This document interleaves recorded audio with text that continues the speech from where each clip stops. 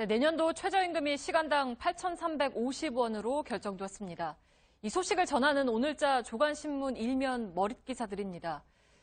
최저임금 사실상 만원, 실질 만원 이런 표현들이 재계와 정치권 그리고 언론에 등장했습니다.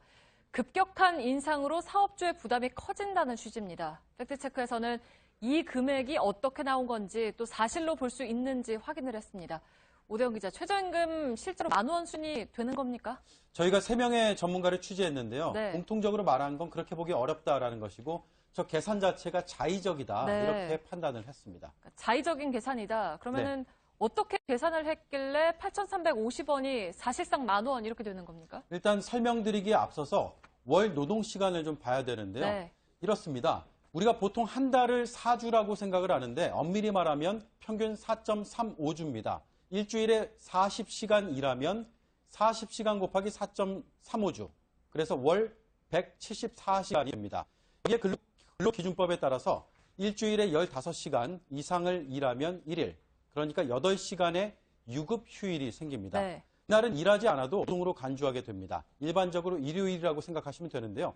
8시간 곱하기 4.35주, 월 35시간입니다. 따라서 174 더하기 35, 209시간이 됩니다. 네, 그러니까 일주일에 40시간 일하는 노동자들의 한 달 노동시간은 209시간이다라는 거는 네. 이렇게 계산을 해서 나온 거군요. 그렇습니다. 이를 바탕으로 내년도 최저임금 8,350원을 월급으로 한번 환산을 해보면 네. 8,350원 곱하기 209시간, 월 174만 5,150원입니다. 이걸 다시 시급으로 바꾸려면 209로 나누기만 하면 됩니다.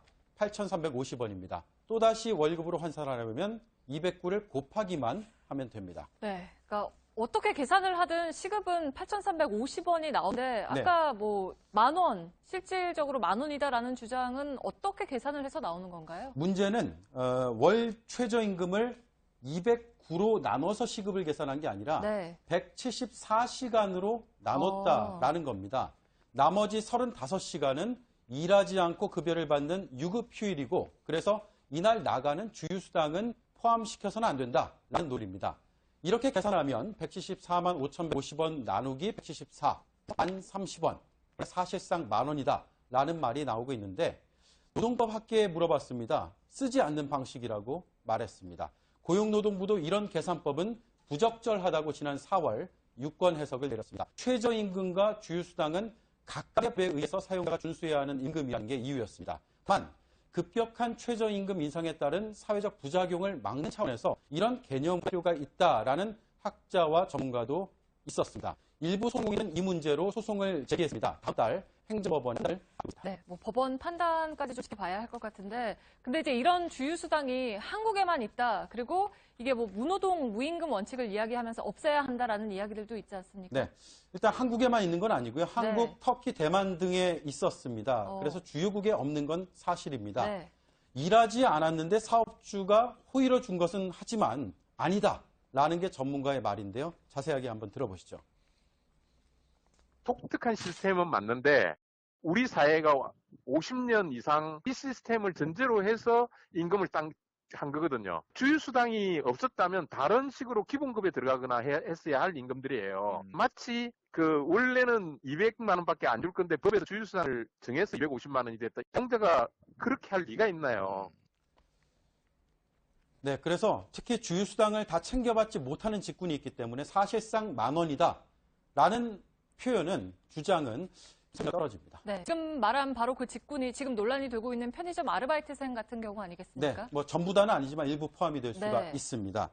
주휴수당은 1953년에 만들어졌습니다. 노동권 보장 차원에서 만들었고 이와 별개로 최저임금은 최소한의 생계를 보장하려고 1988년부터 시행이 됐습니다. 물론 최저임금 인상으로 소상공인들의 부담이 커진 것도 사실이고 카드 수수료 문제 등의 보완책을 꼼꼼히 살펴봐야 합니다.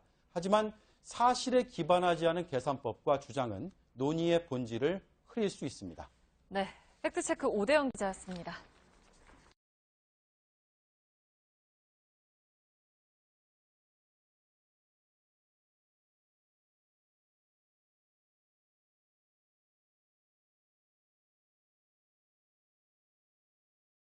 생선 냄새. 저는 반대해야 돼요. 이렇게 막 풀고 계산하고 하는 게. 초등학교 때까지는 충분히 자기가 손으로 계산을 하는 그 훈련을 했으면 좋겠고, 그 계산하는 것도 중요한 그 수학 공부 과정의 하나니까 절대 사용 안 했으면 좋겠어요.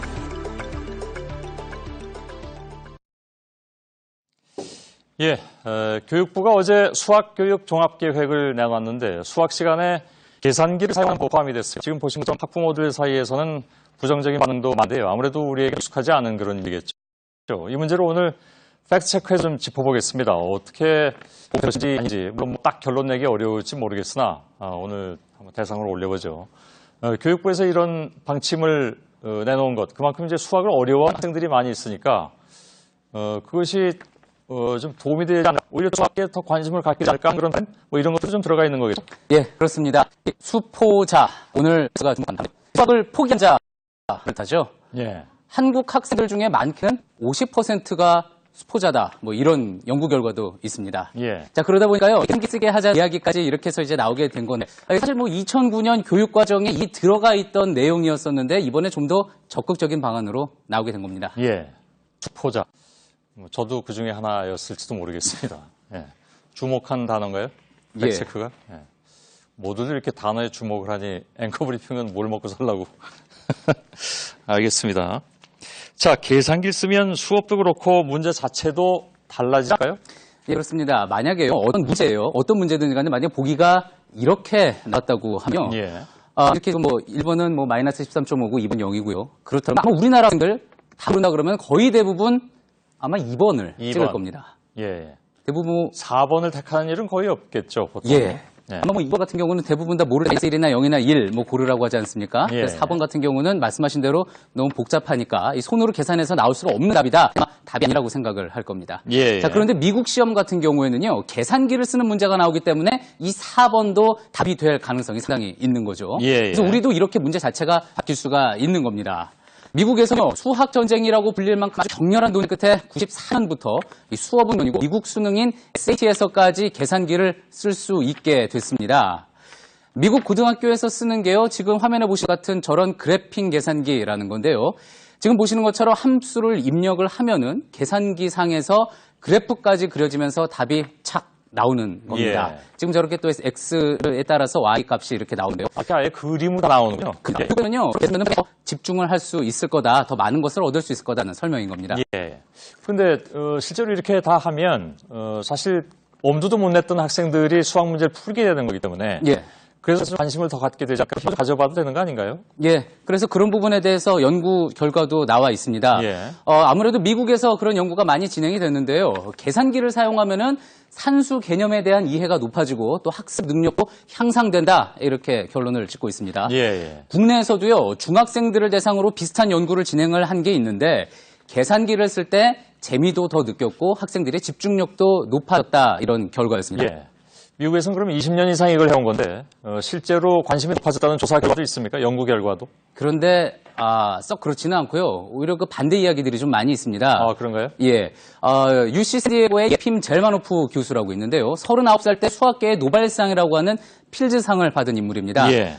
이 교수가 인터뷰에서요, 미국은 오래전부터 7 더하기 4 같은 것도 계산기를 쓰다 보니까 학생 실력이 떨어졌다. 수학을 쉽게 가르친다는 것은 결국 안 가르친다는 것과 같다, 이렇게 이야기를 했습니다. 예. 실제로 만 15세 대상으로 한 OECD 국제학업 성취도 평가를 보면요, 미국은 수학 분야에서 하위권이고요. 예. 또 그리고 역시 계산기를 쓰고 있는 영국도요, 성적이 지금 보시는 것처럼 썩 좋지 않은 편입니다. 예. 그래서 지금 미국 현지에서 SAT 대비 수학을 가르치고 있는 한 강사에게 연락을 해서요, 이런 문제에 대해서 어떻게 생각하는지 직접 물어봤는데 한번 들어보시죠. 예. Yeah, I mean, most of the students that I have actually, or not most, but a lot of students I have, some of them can't do like simple math in their head because they're just so used to doing their calculator. Personally, I think kids who use calculators don't know how to do it in their head as well as kids who don't. I think 100%, like if you are allowed to use calculator, there is going to be the situation where kids will not be as good at doing things in their head. 예. 이긴 잘 봤는데 저분이 그러니까 미국에서 이렇게 미국 학생들을 가르치는 그런 분이죠. 예, 그렇습니다. 예. 근데 아까도 얘기했지만 좀 부정적으로 보는 측면이 좀 있긴 있는 것 같습니다. 이렇게 계산기를 다 쓴다는 것이. 근데 아까 OECD 순위 여기 지금 나오고 있는데 한국이 뭐 1위잖아요. 이거 부동의 1위잖아요, 그죠? 예, 그렇습니다. 그래서 지금도 저렇게 뭐 잘 하는데 계산기 써가지고 전체적으로 이렇게 학력을 저하시키는 게 아니냐 하는 우려, 할 만도 하네요. 예, 그런 우려도 분명히 있고요. 또 예. 말씀하신 대로 한국 학생들이 수학을 잘 하다 보니까 세계적인 작가죠. 말콤 레드웰도 이에 분석을 한 게 있었습니다. 예. 아웃라이어라는 책에서요. 한국 사람들이 수학을 잘하는 것은 숫자 체계가 더 논리적이어서 그렇다. 그러니까 뭐 11, 12 하지 않고 11, 12 이렇게 쓴다는 거죠. 예. 그리고 워낙에 고된 쌀농사에 익숙하다 보니까 끈기가 있어서 수학도 잘한다. 뭐 이런 내용이었습니다. 예. 뭐 이 말만 보면은 수업 시간에 계산기를 쓰나 안 쓰나 한국 학생들은 계속 뭐 수학을 잘할 수 있을 것 같은데요. 사실 뭐 이 말이 과학적인 분석이라고 보기는 힘들겠죠. 이 사람은 우리나라를 아직도 농업국가로 보는 모양이죠. 알겠습니다. 국내 전문가는 뭐라고 합니까? 예, 학계에서, 국내 학계에서도 의견이 좀 엇갈렸습니다. 제가 지금 취재를 해보니까요, 대한수학회는 좀 부정적인 입장이었는데요. 계산기 사용하는 나라들을 봐라. 우리보다 오히려 수학 포기자가 많다. 결과를 쉽게 얻는다고 해서 수학이 쉬워지는 게 아니다라는 이야기였습니다. 예. 자, 반면에요, 또 다른 학회인 한국수학교육학회에서는요, 재미있는 비유로 이제 반박을 했는데요. 이거는 노래방 논란과 비슷하다. 노래방 기계가 보급되면서 사람들이 가사를 좀 잘 못 외우게 됐다고는 하지만 예. 결과도 국민들의 전반적인 노래 실력 늘지 않았느냐라는 그런 이야기였습니다. 예. 그건 금방 와닿는데요. 예. 이건 오늘 참 이게 판단하기가 좀 어렵네요, 여러 가지로. 예. 그러면 수학 시간에 이 계산기 사용, 이게 지금 일단 들어가 있다고 하니까 계획에. 실제로 된다 하더라도 한동안은 좀 논란이 있을 것 같습니다. 예. 조금 전에 말씀하셨듯이요. OECD에서 정말 우리나라 학생들의 수학 수준 부동의 1위입니다. 자, 그런데요. 수학에 과연 얼마나 재미를 느끼느냐, 또 나중에 수학을 잘 활용할 수 있을 것 같으냐, 이 부분에 대해서는 거의 꼴찌 수준입니다. 예. 그리고 일본은 3명이나 배출했던 필즈상 수상자도요. 우리는 1명도 없습니다. 아, 그런가요? 예. 계산기 쓰느냐 마느냐 이거 분명히 어려운 문제입니다. 하지만 지금 보시는 것처럼 우리 수학 교육에 분명 뭔가 문제가 있다는 이 지점부터 차근차근 접근해서 이 어려운 문제 정말 잘 풀어야 할 것 같습니다. 예. 계산만 잘한다고 해서 수학을 잘하는 건 분명히 아닌 것 같습니다. 제가 미국에 갔을 때 돈 낼 일이 있어서 계산할 일이 있었는데요. 두 자리 숫자로 3개를 더하는 거였거든요. 예를 들면 25, 37, 41 이런 거. 저는 그걸 보자마자 금방 계산을 끝냈는데 그 계산하는 직원이 그날 하필 이게 없었어요. 계산기가. 아무리 기다려도 답이 안 나오더군요. 그래서 제가 가르쳐줬더니 나중에 계산기를 찍어보고 저를 굉장히 존경하는 눈초리로 봤는데 분명한 건 저는 수포자였던 사실입니다. 김필규입니다.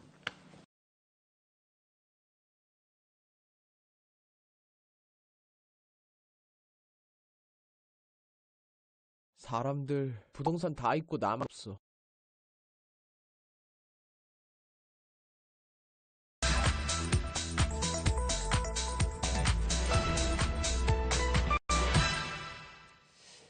예, 팩트체크를 시작하겠습니다.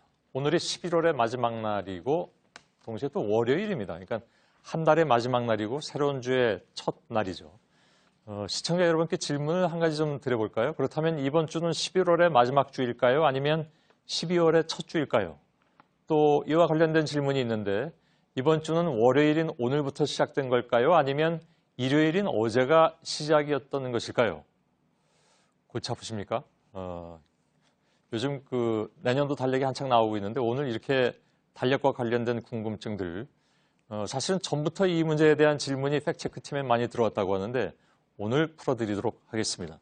김필규 기자, 조금 가벼운 주제로 오늘 하는군요. 예, 말씀하셨던 대로 이제 사실 7월과 8월에 들어왔던 시청자 질문이었습니다. 이명용 박상국 시청자께서 이제 이 질문을 던져주셨는데요. 일단 취재는 다 마쳐놨었는데 그간의 굵직한 이슈에 밀려서 이제서야 전하게 됐고요. 또 말씀하셨던 대로 마침 이제 이달의 마지막 날이면서 또 월요일이기 때문에 올해가 가기 전에 전해드릴 수 있는 마지막 기회라고 생각해서 준비를 좀 해봤습니다. 우선 시청자들은 지금 어떻게 알고 계시나 간단한 온라인 설문을 좀 진행해 봤는데요. 이 결과 보시면은 이게 결코 가볍지 않은 상당히 또 간단하지 않은 이슈라는 거 아실 수 있을 겁니다. 먼저 한 주의 시작은 어느 요일인가? 지금 보시는 것처럼요. 월요일이라는 응답이 54%, 일요일이 43%였습니다. 예. 그럼 둘 다 아니라고 한 분들은 어느 요일을 첫날로 삼으신 건지. 비슷한 종교적인 이유로 다른 이유가 있을 수 있다는 걸 좀 그렇습니까? 이후에 전해드리도록 하겠습니다. 예. 물론 그 이유인지는 모르겠지만 예. 가능하다는 거 전해드리고요. 그리고 또 이번 주는 11월 마지막 주인가 아니면 12월 첫 주인가에 대해서는요. 지금 보시는 것처럼 12월 첫 주다라는 응답이 조금 더 많았습니다. 예. 여기에 그리고 시청자 질문 바탕으로 해서 하나 더 설문을 진행을 했는데요. 이것도 참 알쏭달쏭한 부분입니다. 자정은 오전 12시라고 하는가 아니면 오후 12시라고 하는가 하는 밤 12시. 예, 그 부분에 대한 질문인데요. 예. 이에 대해서도 역시 비슷하게 50%대 47%로 상당히 비슷하게 엇갈렸습니다. 보면 대개 이제 반반씩 응답이 갈리는 그런 모습이네요. 예. 그럼 첫 번째, 한 주의 시작이 일요일이냐 아니면 월요일이냐부터 좀 짚어보도록 하죠. 예, 저희도 많이 물어보고 또 찾아보니까 이 궁금증에 대한 역사가 상당히 깊었습니다. 예. 1936년입니다. 동아일보 독자 질문 코너에 전남에 사는 박명배 씨가 같은 질문을 던졌는데요.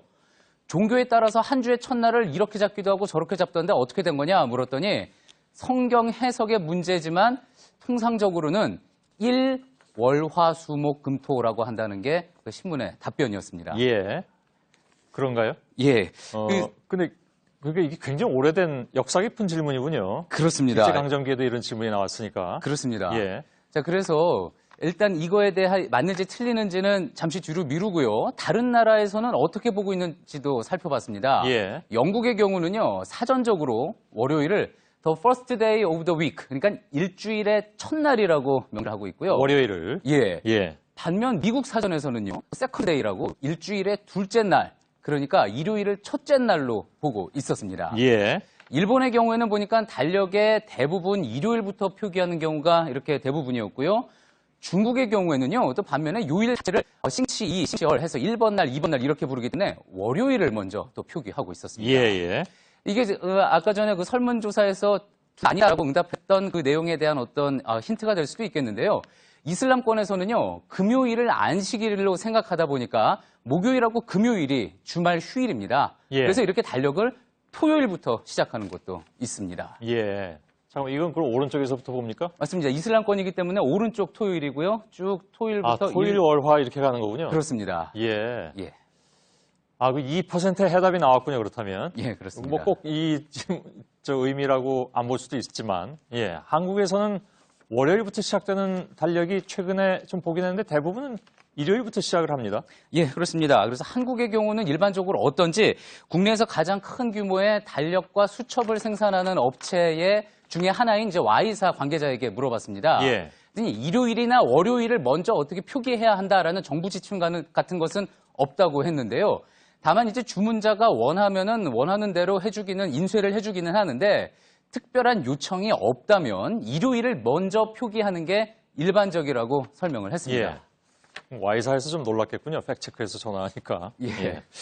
앞서 동아일보 내용도 그렇고 한 주의 시작은 그러면 월요일 맞습니까? 그런데 또 그거는 그렇게 결론을 내릴 수 없는 게요. 예. 어떤 강제성이 있는 건 아니지만 이와 관련한 국가 표준이 분명히 존재를 했습니다. 예. 한국기술표준원 관계자 이야기로 직접 들어보시죠. 예. 많이 들어오죠. 예. 정보 교환을 위해서 날짜를 어떻게 정해야 되겠냐라는 국제 표준이 있어요. ISO, International Standardization Organization이라고 해서 한쪽 표준. 한 주의 시작은 월요일이다라고 되어 있어요. 예. 그러니까 월요일부터 시작해서 월, 화, 수, 목, 금, 토, 일 이렇게 순서를 정한 국제 기준을 우리도 쓰고 있다는 건데요. 국립국어원에도 물어봤습니다. 그래서 예. 사전적인 정의도요. 월요일은 한 주의 시작, 일요일은 한 주의 마지막 날로 정의를 했습니다. 예. 그러니 공식적으로는요. 한 주의 시작은 일요일이 아니라 월요일이 맞는 겁니다. 예. 뭐 정서적으로도 그렇잖아요. 그죠? 네, 보통. 근데 이것도 이제 많이 궁금해 하시는 건데 11월 30일이 좀 애매하게 낀 경우에 예. 그걸 11월의 마지막 주로 보느냐 아니면 예. 12월의 첫째 주로 보느냐. 그건 어떻게 봐야 됩니까? 이거는요, 간단한 방법이 있습니다. 예. 목요일이 어디에 끼어 있느냐를 보면은 되는 건데요.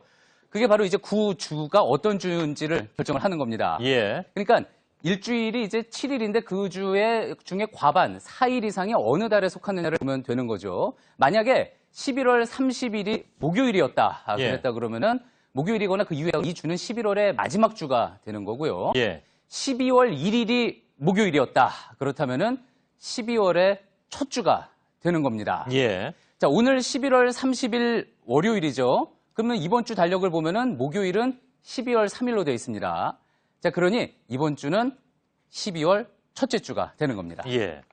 자, 그리고 이게 제일 헷갈리는 건데, 예. 그러니까 자정이 오전 12시라고 하느냐, 오후 12시라고 부르냐, 그거 어떻게 합니까? 예, 그 결론부터 말씀드리면은요. 예. 국어상으로 볼 때 오후 12시라고 하는 것이나 오전 12시라고 하는 것이냐 모두 틀렸습니다. 아, 그렇습니까? 예. 오전은요. 많이들 아시는 것처럼 이제 자정부터 정제. 그러니까 우리가 보통 시와 분으로만 좀 쉽게 그냥 이야기를 하면은 00시 1분부터 11시 59분까지 정도인 거고요. 예. 이게 정오를 지나서 다시 자정 이때 될 때 그러니까 12시 1분부터 23시 59분까지를 오후라고 하는 거죠. 예. 자, 그러면은 자정과 정오는요. 여기에 모두 포함되지 오전과 오후에 모두 포함되지가 않는 겁니다. 예. 그렇다면 이들을 과연 몇 시라고 불러야 하느냐? 국립국어원의 결론은 이렇습니다. 정오는요, 낮 12시, 태양이 표준 자오선을 지나는 순간을 이른다라고 사전에 되어 있습니다. 자정은 밤 12시를 이르는 시간인데요. 오전, 오후로 설명을 하면 안 될 것으로 보이고요. 낮 12시, 밤 12시 이렇게 표현하시는 게 정확하겠습니다. 예. 그러니까 자정 뭐 이런 거 쓰지 말고, 예. 그냥 밤 12시, 낮 12시 이렇게 부르라는 얘기인가요? 예, 그렇습니다. 예. 오후 12시, 오전 12시라는 표현 자체는 사실 국어가 없는 거고, 예. 낮 12시, 밤 12시 하는 게 좋겠다라는 게 이제 결론이었습니다. 예. 자, 오늘 세 가지 짚어봤는데요. 마지막으로 정리를 하면은 한 주의 시작은 일요일이 아닌 월요일이고요. 그리고 목요일이 12월 3일인 이번 주는 12월 첫 주입니다. 11월 마지막 주가 아닌 12월 첫 주인 겁니다. 예. 자, 그리고 자정은요. 오전 12시, 오후 12시도 아닌 밤 12시로 불러야 한다는 결론입니다. 예. 알겠습니다. 잘 들었습니다. 김필규 기자였습니다.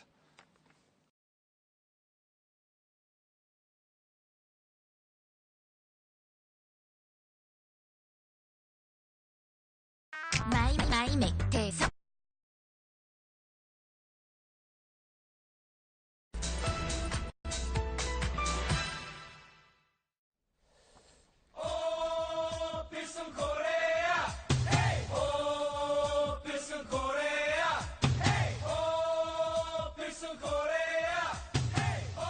예.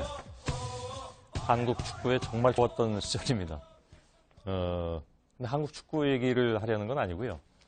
아무튼 2002년 월드컵 당시에 응원단이 코리아, 그러니까 COREA 이렇게 C로 시작하는 영문명을 썼던 것을 기억하실 텐데, 북한이 올해 안으로 영문 국호를 이렇게 C로 시작하는 코리아로 바꾸겠다 이런 소식이 전해지고 있습니다. 그러니까 코리아는 K로 시작하는 게 맞느냐 아니면 C로 시작하는 게 맞느냐 하는 의문이 다시 제기가 됐습니다. 오늘 팩트체크에서 이 문제를 좀 짚어보겠습니다. 김필규 기자, 네.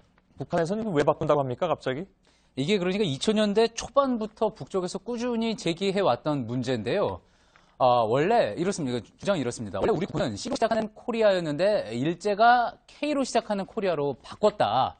1910년 한일 강제 합병을 계기로 이게 굳어졌으며 이는 1908년 4회 런던 올림픽 개막식에서 알파벳 순으로 입장하는 점을 고려해서 한국이 일본 뒤로 가게 하기 위한 것이다. 이런 주장이었습니다. 예. 그러면서 이제 일제가 한민족의 존엄과 자주권을 유린했다고도 비판을 했는데요. 북한은 작년에 이미 일제 잔재를 청산한다고 하면서 표준시를 변경하지 않았습니까? 예. 올해 5월 당대회 앞두고 이제 국호 영문 표기도요. 지금 현재 이제 DPRK였던 걸 이렇게 DPRC 코리아로 바꿀 수 있다는 전망이 그래서 예. 나오고 있습니다. 저 어렸을 때부터 우리가 K로 시작한 것은 일본 때문이다. 예. 그러니까 알파벳 순서가 C면 우리가 빨라지니까. 그 얘기 많이 들어왔습니다. 예. 그것도 좀 팩트체크를 해봐야 될 것 같고. 그리고 역사적으로 보자면 예. 우리가 C를 그렇게 정말 그럼 많이 썼는가 하는 의문도 떠오르는데 그건 어떻게 봐야 됩니까? 문헌적으로 많이 찾아봤는데 일단 역사적으로 C를 처음에 초창기에 많이 썼던 것 맞습니다. 예. 지금 보실게요. 조선시대, 조선 후기 이제 하멜 표류기를 토대로 주중 네덜란드 총영사가 쓴 문서인데 보면은 조선을 C로 시작하는 코리아라고 쓴 것을 확인을 할 수가 있고요. 예. 그 이전에도 C를 쓴 문서나 고지도가 대부분입니다. 하지만 이는요, 대부분 이제 스페인이나 프랑스어권에서 먼저 우리나라가 소개가 됐기 때문에 그런 거고요. 예. 독일어권에서는 처음부터 K로 시작하는 코리아를 썼다고 합니다. 그러면은 정작 이 19세기에 우리나라가 이제 개방이 됐을 때 우리는 어떻게 스스로를 표기했나 살펴보면은요, 이게 그 당시에 발행된 우표인데 예. 보면은 어떤 것은 C 코리아를 쓰기도 했고 어떤 거는 K 코리아를 쓴 것도 있습니다. 예. 당시의 정부 문서를 다 이렇게 살펴보면은요, 초기에는 C로 표기를 하다가 나중에는 C 코리아와 K 코리아를 마구 섞어 쓴 모습을 또 확인할 수 있었습니다. 예. 그렇다면 아까 그 얘기니까 이 와중에 일본이 K를 쓰도록 강제했다. 예. 이거는 맞는 얘기입니까? 사실 뭐 어떤 조치가 있었는지 일본의 공식 문서는 확인된 게 없습니다. 예. 다만 이제 19세기 말에요. 국내에 거주하던 외국인들이 상당수 구독했다는 잡지가 있는데 코리안 레포지토리라는 잡지입니다. 예. 거기 보면 이 관련된 내용이 나와 있는데요. 당시에도 외국인들 사이에서는 이게 상당히 논란이 된 이슈였던 모양입니다. 예. 그래서요, 그 내용을 보면 이렇습니다. 지금 코리아에는 C와 K가 혼용이 되고 있는데 미국 국무성과 영국 왕립지리학회는 K를 쓰자고 결론을 내렸다. 그리고 언어학적으로도 K는 기역으로만 발음이 되지만 C는 C옷도 되기 때문에 혼란을 줄 수 있어서 K가 C보다는 낫다. 이렇게 결론을 내리고 있습니다. 예. 이런 거는 인터넷에 다 치면 나오나요? 논문에 있었던 내용입니다. 아, 그런가요? 예. 예. 알았습니다. 아무튼, 예. 바로 이 논문 썼던 작자고요. 이 연구를 본격적으로 진행을 했던 학자가 있어서 직접 이야기 들어봤습니다. 예. 조선이라는 나라의 국호를 영어로 뭘로 표현하는 것이 좋겠는가. 한국에서는 처음에 그런 문제의식이 별로 없었고, 책을 보면은 여러 가지로 나오고 있어요. 일본이 COREA나 KOREA에 대해서 전혀 관계가 없고 관심 안 두고 있죠. 미국의 주체적인 사용이 중요하고 그것이 이제 보편화되지 않습니까? 예. 예, 그리고 1887년에 조선이 이제 워싱턴에 주미공사관을 처음 열었을 때도 K로 시작하는 코리아로 표기를 했고 모든 문서를 그렇게 썼습니다. 예. 이후에 이제 미국 위주로 이 표기가 굳어지면서 그래서 K 코리아가 정착이 됐다는 설명입니다. 예. 자, 그럼 질문은 계속 이렇게 의심하는 질문만 한번 던져보죠. 미국이 절약한 것은 일본이 뭐 나름 또 영향력을 행사해서 그렇게 된 건 아닐까요? 그렇게 볼 수 있는데요. 그랬다면은 일본이 왜 그랬을까? 그 의도가 중요하겠죠. 예. 앞서 북한 연구자는요. 올림픽 입장할 때 이제 한국이 일본보다 앞서지 못하게 하려고 했다. 또 손앵커도 이야기했었던 대로 그렇게 분석을 했는데요. 아, 저는 그렇게 들었다고 얘기했습니다. 그렇습니다. 예. 예. 하지만 이제 IOC 규정상 입장 순서를 보면은요. 영어가 아니라 개최국 언어의 표기법에 따르게 되어 있습니다. 그래서 기억을 하시겠지만 스페인 바르셀로나 올림픽 때도요. 한국이 꼬레아 C로 표기가 돼서 일본보다 그렇습니다. 예. 앞서서 입장이 했었고요. 예. 또 러시아 소치 올림픽 때도 한국이 일본보다 앞서서 입장을 했습니다. 예, 예. 게다가 이제 국제올림픽위원회의 제1공용어는요. 영어가 아니라 프랑스어입니다. 그리고 또 이렇게 지금처럼 알파벳 순서로 입장하는 것도요. 처음에는 아무 기준이 없어서 혼란이 있다가 1928년 암스테르담 대회 때부터 한 겁니다. 예. 그러니까 입장 순서에 대한 고민은 그 이후에나 이제 생길 법한 건데요. 그럼 그 이후 28년 이후 일제 강점기 동안에 공식 문서를 보면은요. 이거는 조선 총독부의 공식 문양인데 조선이라는 영문 명칭을 썼지 코리아는 쓰지 않았습니다. 예. 그러니까 이 기간 동안 코리아의 C가 K로 바뀌었다 이렇게 보기도 힘들다는 지적입니다. 예. 근데 사실 일제 강점기 시대에 한 일이 모조리 다 문서로 남아있는 건 아니기 때문에 예. 그래서 아직까지도 그런 의심을 거두지 못하는 경우도 있는 것 같습니다. 뭔가 영향력을 행사했겠지라는 생각을 하는 분들도 많이 계실 것 같은데 아무튼 알겠습니다. 근데 혹시 만에 하나 이게 이제 정말 일제 잔재가 맞다면 예. 우리가 이걸 C로 바꿀 수가 있느냐 하니까 현실적인 문제가 대두가 되잖아요. 예. 그걸 어떻게 볼까요? 예, 통일 이후도 대비해야지 된다. 뭐 여러 가지 이야기 나오면서 그런 이야기 있고요. 예. 그래서 오늘 간단히 이제 저희 JTBC 홈페이지와 SNS를 통해서 시청자 여러분께 직접 한번 물어봤습니다. 그랬더니 한 1000분 정도 응답을 해주셨는데 6대4 정도로 C로 하는 코리아라는 표기를 선호하는 걸로 나타났습니다. 예. 자, 그런데요. 일단 이제 이 표기를 바꾸게 되면은요. 여러 가지를 다 바꿔야 되는데 먼저 이 영문 표기 약자로 리퍼블릭 오브 코리아 해서 ROK라고 쓰지 않습니까? 약자로 그러면 ROC로 바꿔야 되는데 유엔 등 이제 국제사회에서 교체 비용은 물론이고요. 현재 이제 대만에서 ROC를 이미 쓰고 있는 문제도 있습니다. 아, 예, 예. 또 금융시장에서 원화 표시를 KRW가 아니라 CRW로 바꿔야 하는데 역시 혼란 불가피하겠고요. 또 이렇게 좀 작은 부분이긴 하지만 이메일 주소 등에 쓰이는 약어 KR도 CR로 바꿔야 할 텐데 이건 지금 크로아티아에서 쓰고 있는 CR입니다. 예. 그리고 또 이제 K-팝의 말도 바뀌어야지 되겠죠. 브랜드명을 바꿀 때 물리적인 비용과 가치적인 면을 함께 봐야 하는데 영문 국호를 바꾸면 물리적인 비용은 상당한 반면에 가치를 올리기는 힘들다라는 게 전문가들 의견이었습니다. 예. 그런 만큼 한국에서 영문 국호를 C 코리아로 바꾸는 실현 가능성이 낮은 전망입니다. 물론 뭐 맘만 먹고 할 수는 있는 건데 그에 따른 비용이 너무 커서 차라리 안 하는 게 낫다라는 생각도 들긴 드는군요. 그나저나 북한하고는 통일해도 이게 같이 합쳐야 될 게 너무 많아지네요, 점점. 시간도 맞춰야 되고 C냐 K냐 가지고도 또 맞춰야 되니까. 알겠습니다. 김필기 기자였습니다. 수고했습니다.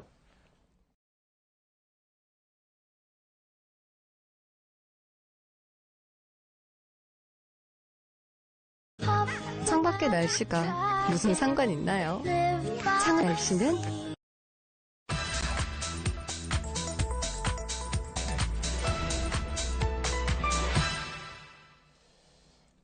예, 롯데가의 경영권 다툼이 치열해지면서 함께 불거지는 논란이 그래서 결국 롯데는 일본 기업인 거냐 하는 부분인데요. 인터넷 공간에선 이 문제를 두고 논쟁도 뜨겁게 붙은 모습입니다. 근데 오늘 팩트체크에서 바로 롯데가 그렇다면 어느 나라 기업인 것인지 또 이 문제를 어떻게 봐야 할지 짚어보도록 하겠습니다. 김필규 기자, 아무래도 신동주 전 일본 롯데 부회장이 일본어로 계속 인터뷰를 하고 그러니까 그래서 이런 논란이 더 불거진 거라고 봐야 되겠죠. 예, 그렇습니다. 말씀하신 대로 인터뷰 전체가 이제 일본어로 진행이 됐었죠. 예. 그러다가 이제 여론을 의식해서 한국말을 딱 한마디 했는데 그마저도 굉장히 어색해서 더 논란이 됐습니다. 예. 또 언론을 통해서 공개된 아버지 신격호 총괄 회장과의 대화에서도요, 이런 부분이 나옵니다. 아버지를 오또상이라고 부르고요. 예. 또 그리고 신 총괄 회장은 차남인 신동빈 회장을 일본명인 아키오라고 부르는 장면도 나옵니다. 예. 그러자 인터넷에서는 어떻게 한국에서 기업을 하겠다는 사람들이 한국말을 못하고 일본말만 하느냐. 롯데가 무늬만 한국 기업인 거 아니냐. 그리고 한국에서 돈 벌어다가 일본에서 호의호식하느냐. 뭐 이런 극단적인 부정적인 반응이 또 쏟아졌던 겁니다. 예. 그동안 한국말도 좀 배워두지 그렇게 안 배웠을까요? 아무튼 근데 이 기업이 어느 나라 기업이다 하는 어떤 그 기준이 있습니까? 일단 먼저 롯데그룹의 지분 구조를 좀 살펴보면은요.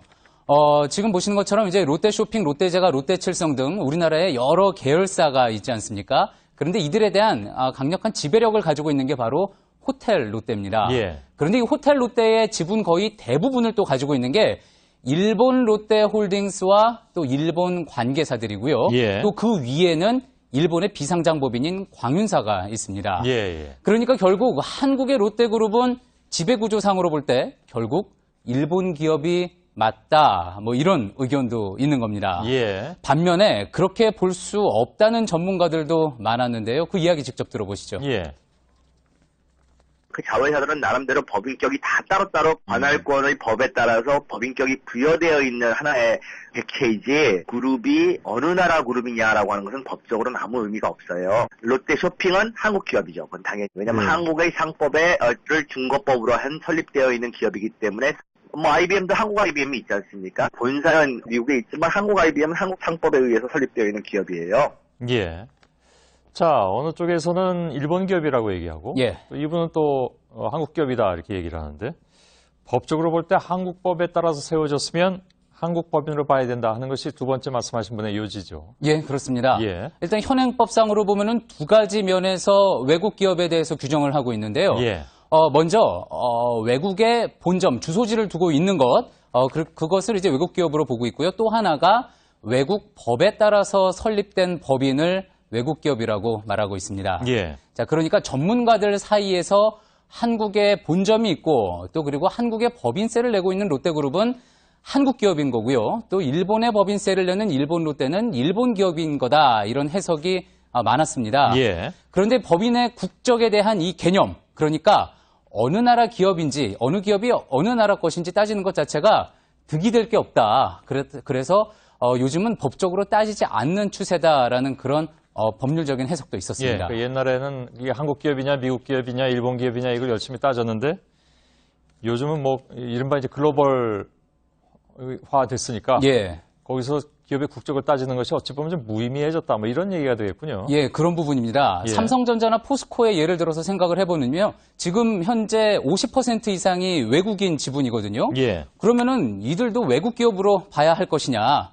경영학 면에서 주주의 국적을 가지고 기업의 국적을 정하지 않는다라는 그런 의견이 이제 장세진 카이스트 경영대학원 교수의 이야기였고요. 예. 또 인하대 경제학과 김진방 교수의 이야기를 들어보면요. 삼성전자가 베트남 현지법인을 세우는 것과 또 비교해서 일본 롯데홀딩스가 국내에 투자하는 것 중 어느 것이 우리 경제에 도움이 되겠느냐 하면은 후자일 수 있다라는 게 김 교수의 이야기였습니다. 예. 그러니까 기업 국적을 따지는 것 자체가 부적절하고 감성적인 일이라는 게 김 교수의 의견이었습니다. 예. 근데 인터넷상에서 오가는 얘기들이 다 맞거나 그러진 않을 경우도 있지만. 예. 근데 따지고 보면 이번에 그렇다고 롯데가 그렇게 억울해만 할 수 없는 그런 예. 부분도 있는 거 아닌가요? 예, 그 부분과 관련해서 아주 중요한 전문가 이야기가 있었는데요. 예. 먼저 들어보시죠. 예. 만약에 그게 미국에서 성공을 해가지고 재미교포가 한국에 투자를 했다. 이런 경우는 그렇게까지 우리가 반감은 갖지 않죠. 여러 가지 이제 그 가족의 비밀주의라든가, 현해탄을 넘나들면서 이루어진 관계라든가, 이런 것들이 복잡하게 이제 일본과 한국 사이에 오가면서 벌어진 문제여서 국민들로부터 자칫하면 이제 거부감을 느낄 수 있는 충분한 여지가 있지. 결국 기업의 행태가 상당히 좀 좌우한다 이렇게 받아들여지는군요. 이번 그렇습니다. 말씀. 예. 그런데다가 이제 뉴스룸 일부에도 나왔지만 일본 국적을 통한 롯데 오너 일가의 어떤 병역 면제 문제, 예. 또 외국 기업 신분으로 받았던 과거의 면세 혜택 등 이렇게 하나둘 불거지고 있지 않습니까? 특히 이번에 총수 일가가 적은 지분으로 그룹 전체를 핀박질하려는 것 보면은 이거는 한국 기업 맞다. 이런 이야기까지 나옵니다. 약간 비꼼이 있는 거군요. 그렇습니다. 예. 이런 상황에서요, 그냥 단지 일본 기업이 아닌 한국 기업이 아니라 어떤 한국 기업이 되느냐를 심각하게 고민해 봐야 될 때인 것 같습니다. 예. 김필규 기자와 함께 팩트체크 진행했습니다. 수고했습니다. 예, 팩트체크 시간입니다. 오늘 그 김필규 기자가 나와야 되는데요. 김필규 기자가 매우 심한 독감에 걸려서 못 나오고 있습니다. 집에서 쉬고 있습니다.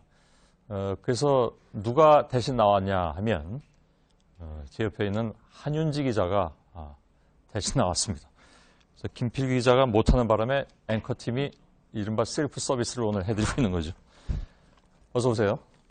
네. 예, 이렇게 얘기하려니까 또 좀 쑥스럽기도 합니다. 아무튼 준비한 아이템이 어떤 겁니까? 네, 먼저 김필규 기자의 빠른 쾌유를 빌겠습니다. 그리고 예. 오늘 제가 준비한 아이템은 생활 밀착형 아이템인데요. 먼저 질문이 있는데 손앵커 같은 경우는 집에서 빨래를 건조할 때 혹시 실내에서 건조를 하시나요? 아니면은 베란다, 그러니까는 실내와는 좀 구분된 공간에서 예. 말리시나요? 그건 남의 사생활인데 알겠습니다. 추울 때는 요즘 같은데 바깥에다 못 걸죠. 근데 너무 건조하면 또 안에 거는 경우도 있고. 근데 결국 안에 건다는 게 좀 논란이 됐었잖아요. 예, 그렇죠. 지금 그 얘기를 하려고 하는 거죠? 예, 맞습니다. 예. 실제로 이렇게 실내에서 빨래를 건조하는 경우에 심각하게 사람의 목숨을 위협할 수 있다, 이런 이야기들이 있고요. 예. 또 실제로도 신문 기사들을 보면은 폐의 충격 이런 식으로 실내 건조의 위험성이나 빨래 말릴 때 주의할 점 보도들도 꽤 많이 있습니다. 예. 또 심지어는 TV 프로그램에서도 이런 위험성들을 경고하고 있습니다. 예. 근데 우리는 특히 이제 아파트 생활을 많이 하기 때문에 그래서 실내에서 말리는 경우가 꽤 많이 있습니다. 그러니까 거실이든 방이든. 근데 어떻게 이런 얘기가 나온 걸까요? 네, 이 근거로 제시되는 게 바로 2012년 영국 글래스고대 건축대의 보고서입니다. 빨래를 실내에서 말리면 곰팡이와 세균 등이 변식하게 되고 이 세균들이 천식 환자나 알레르기 환자 등에게 치명적일 수 있다, 이런 얘기입니다. 예. 또 심지어는 세제 찌꺼기가 증발하면서 호흡기로 들어가게 되고요. 그러면 암까지 유발할 수 있다, 이렇게 경고를 하고 있습니다. 예. 자, 그 얘기만 듣고 보면 굉장히 좀 심각한 것 같은데 근데 빨래를 널었다고 해서 곰팡이까지 쓸 정도가 되느냐? 그건 아니지 않을까요? 예, 보고서에서는 이렇게 표현을 하고 있는데요. 실내에서 빨래를 건조하는 경우에 빨래 직후에 실내 건조가 약 30% 가까이 높아진다라고 얘기를 하고 있습니다. 예. 실내 습도가 75% 이상 유지가 되면 차가운 벽 표면의 결로 현상, 그러니까 보시는 것처럼 이렇게 물방울이 맺히는 현상이 발생하게 되는 거고요. 이런 상황들이 창문 틈이나 벽 모서리 같은 곳에서 곰팡이나 진드기 같은 미생물이 번식할 수 있는 아주 좋은 환경을 만들어준다는 겁니다. 예. 그러니까 실내 습도가 한 75% 이상 훌쩍 넘어가면 좀 위험하다 하는 얘기가 되는데 우리는 겨울이 좀 건조한 편이잖아요. 예, 실제로 그 말씀하신 것들이 있는데요. 예. 이번 연구가 우리나라 환경과는 좀 맞지 않다. 이런 얘기들이 좀 있습니다. 예. 글래스고 연구팀이 연구를 진행한 곳은 영국의 글래스고라는 지역인데요. 보시는 것처럼 해양성 기후고 또 겨울철 습도가 보시면 대부분이 다 파란색 계열이잖아요. 파란색 계열은 거의 88% 습도가 유지된다라는 의미입니다. 아, 예. 반면에 우리나라 같은 경우는 겨울철 평균 습도가 약 40에서 60% 정도이기 때문에 좀 다르다고 볼 수가 있는 거죠. 예. 그래서 실제 연구를 진행한 글래스고대 콜리테우스 교수에게 이메일로 문의를 해봤는데요. 그랬더니 통풍이나 환기에 따라서 결과가 달라질 수 있다. 이렇게 답변을 해왔습니다. 예. 그렇군요.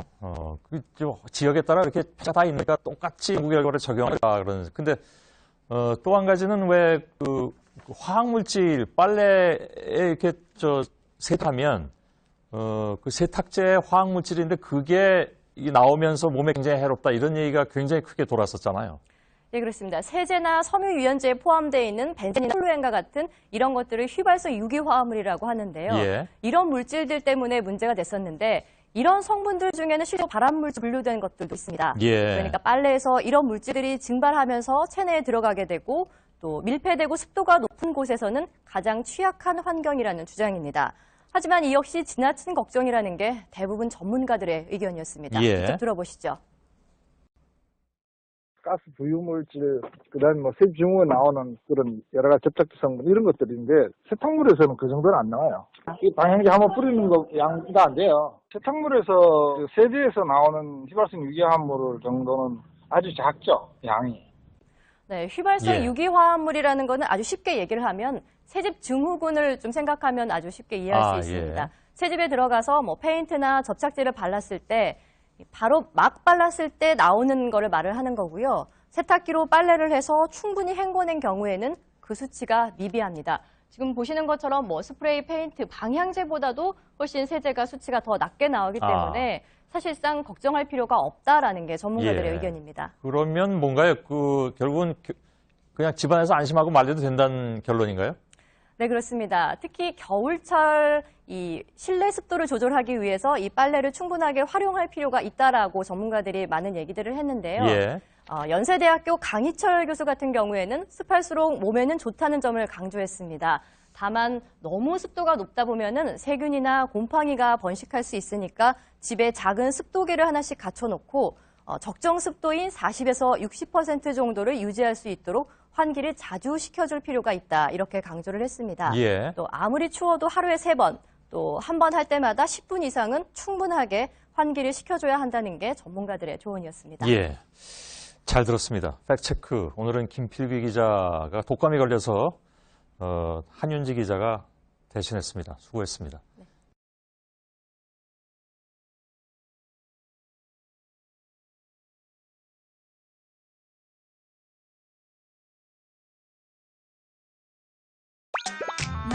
마이 맥테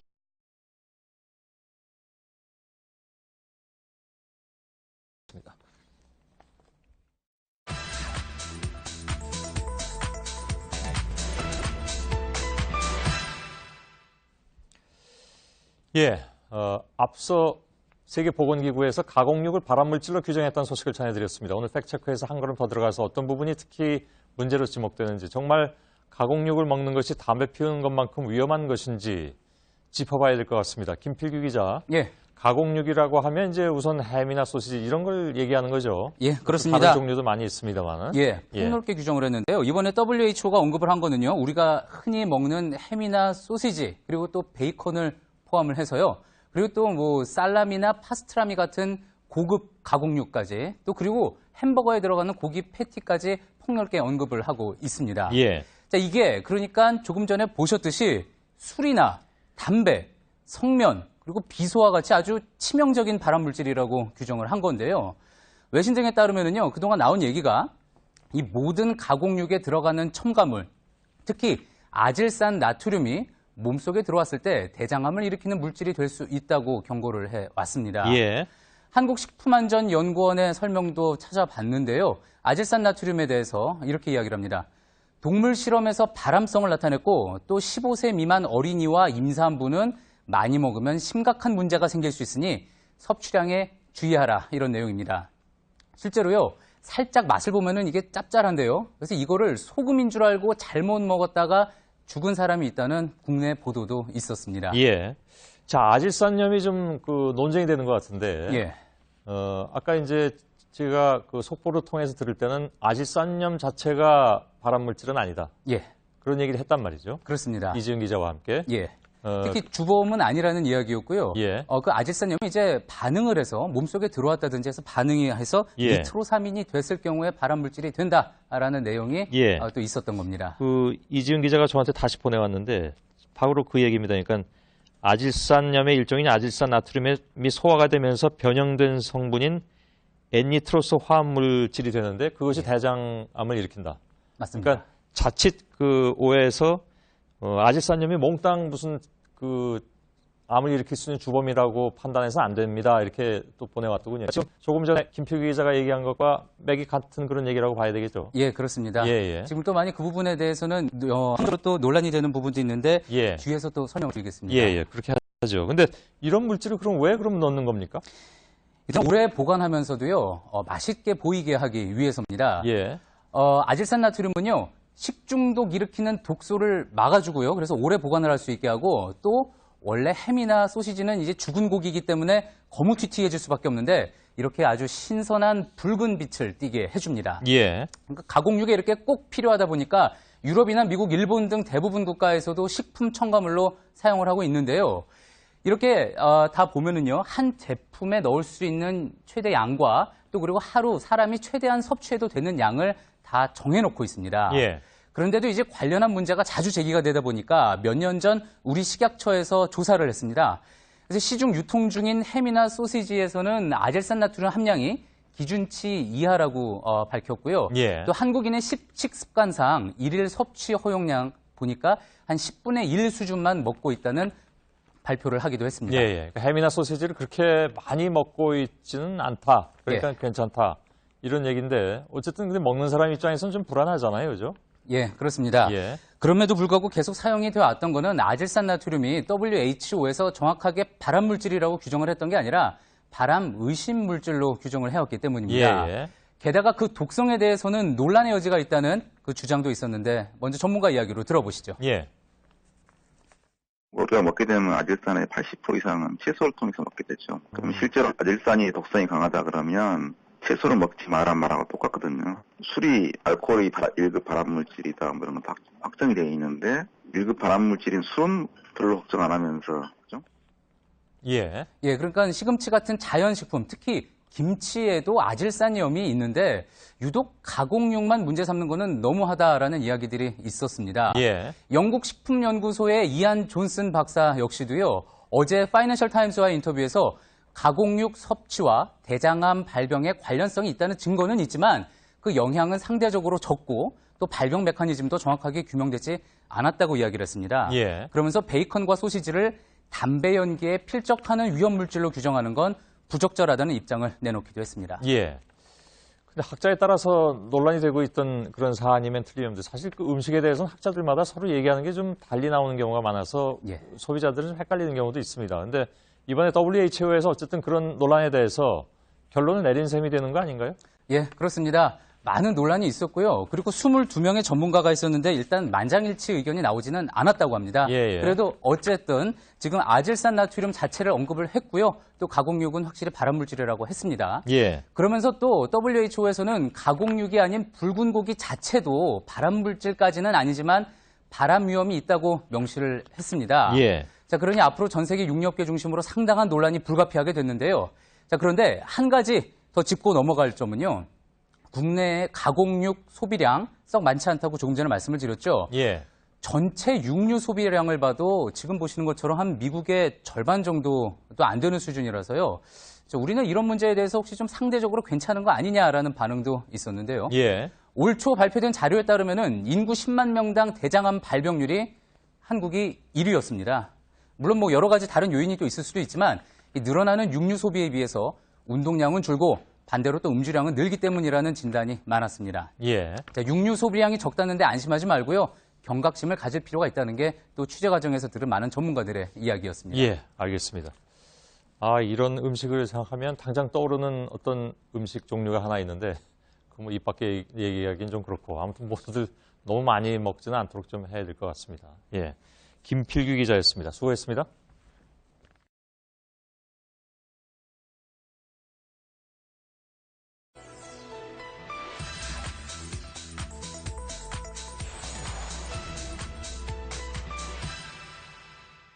문재인 정권이 알고도 방조해온 것인지 아니면 해당 선박이 수십 차례나 드나들도록 그것을 몰랐다는 것인지 공범이거나 눈뜬 장님이거나 둘 중 하나라고밖에 볼 수 없습니다. 네. 민간 업체들이 북한산 석탄을 국내에 들여왔는데 정부가 이걸 파악하고도 제대로 조치하지 않았다. 최근 논란이 된 북한산 석탄 반입 의혹을 요약하면 이렇습니다. 정부가 남북관계를 걱정해서 알고도 숨겼다는 인식이 깔린 걸로 보입니다. 팩트체크팀이 확인을 해보니까 잘못된 정보 그리고 왜곡된 주장이 뒤섞여 있었습니다. 현재까지 확인된 사실은 어디까지인지 지금부터 함께 보시죠. 오대영 기자, 네. 북한산 석탄이 들어온 건 맞습니까? 그랬을 가능성이 있습니다. 정부도 그런 정황을 파악한 상태입니다. 네, 그러면 알고도 놔둔 건가요? 그렇게 보기는 어렵습니다. 정부가 이걸 처음 상황을 파악한 게 지난해 10월 첩보를 입수하면서입니다. 이후에 의심 선박을 조사를 했고 그 과정에서 대상을 9척으로 확대했습니다. 수사와 조사는 10달째 진행 중입니다. 10달째 꽤 오래 걸리는데요? 네, 그래서 일각에서는 정부가 뭐 했느냐, 네. 방치한 거 아니냐 이런 의문을 제기합니다. 남북관계에 악영향을 줄 수 있는 사안이어서 감추거나 발표를 늦추는 게 아니냐라는 거죠. 시간이 이렇게 장기화된다는 측면에서 보면 의혹을 제기할 수는 있겠지만 저희가 살펴보니 잘못된 근거로 사실관계를 호도하는 주장이 꽤 있었습니다. 대표적인 주장 3개를 검증했습니다. 네. 먼저 원산지 검사를 하면 금방 알 수 있는데 안 하고 있다는 주장입니다. 육안으로도 북한산인 걸 알 수 있었다. 비닐 1톤 비닐 자루에 석탄을 담아서 이제 수출하는 나라는 동북아에 북한밖에 없다. 석탄에도 지문이 있다고 합니다. 그래서 그 석탄 성분 분석을 하면 이게 북한산인지 러시아산인지 바로 안답니다. 바로. 네, 사실이 아닙니다. 이번에 문제가 된 석탄은 세미코크스인데 중국과 러시아산도 1톤 자루로 포장해서 들어옵니다. 성분 분석만으로 원산지를 파악하기도 쉽지 않습니다. 같은 탄광에서 나온 석탄도 분석값이 다르게 나올 수 있다는 것이 한국석탄공사연구소의 설명입니다. 네, 다음 주장도 좀 볼까요? 네, 조사 대상 선박 9척을 억류할 수 있었는데 네. 안 했다라는 주장입니다. 들어보시죠. 북한산 석탄이 실어졌다는 의심, 이러한 정황만 가지고도 얼마든지 억류하고 구금해갖고 조사를 할 수 있는 권한이 주어지는 거예요. 이게 바로 유엔 결의안입니다. 네, 조회수 5만 8천 회를 넘은 유튜브 채널입니다. 사실이 아닙니다. 안보리 결의안 2397호 구항은 믿을 만한 합리적 근거가 있을 경우로 한정하고 있습니다. 의심과 정황만으로 안 됩니다. 이번 사안과 별개로 3척의 선박이 억류 중인데 그중 하나가 바로 이 사진 속의 배입니다. 홍콩 국적의 선박이 그 옆에 북한 선박과 접선하는 순간이 미국 정찰 위성에 찍혔습니다. 이런 물증이 없다면 결국 조사가 다 끝난 뒤에 억류할 수 있을지 여부를 결정합니다. 네, 그러니까 직접적인 증거가 있어야 할 수 있다는 거죠. 네. 다음 주장도 좀 볼까요? 네, 미국과의 불화설입니다. 한 언론의 보도 내용을 보시겠습니다. 제목이 북한 석탄 반입한 한국에 우회적으로 경고 보낸 미국 정부입니다. 미국 국무부의 관계자가 VOA, 미국의 소리라는 매체에 밝혔다면서 이용이 됐는데요. 하지만 VOA 기사 원문에는 이런 내용이 없습니다. 한국 정부가 아니라 북한을 돕는 주체들이 있다면 제재할 수 있다라는 내용입니다. 이 VOA는 후속 기사에서 한국은 충실하고 신뢰할 수 있는 동반자라고 국무부가 밝혔다고 보도했습니다. 네, 그러니까 결국에는 정치권 주장 그리고 일부 보도 그리고 거기에 온라인 정보까지 합쳐져서 혼란이 더 커진 거라고 볼 수가 있겠는데요. 그렇습니다. 심지어 소셜미디어에서 괴담으로까지 퍼지고 있습니다. 네. 이런 내용이 있습니다. 미국이 이번 일로 한국의 시중은행 2곳을 동결시킨다는 겁니다. 은행 문 닫기 전에 빨리 인출해야 된다. 제2의 IMF 사태가 올 수 있다. 식의 루머가 퍼졌습니다. 한국전력도 제재를 받고 또 전기요금이 오를 수 있다. 이런 내용도 있습니다. 모두 사실이 아닙니다. 안보리나 미국이 한국의 금융사와 발전사를 제재하려면 통상 이들이 북한을 지원했다는 고의성과 반복성이 확인되어야 합니다. 무엇보다도 한국 정부가 이를 방치했다는 점이 인정돼야 합니다. 네, 팩트체크 오대영 기자였습니다.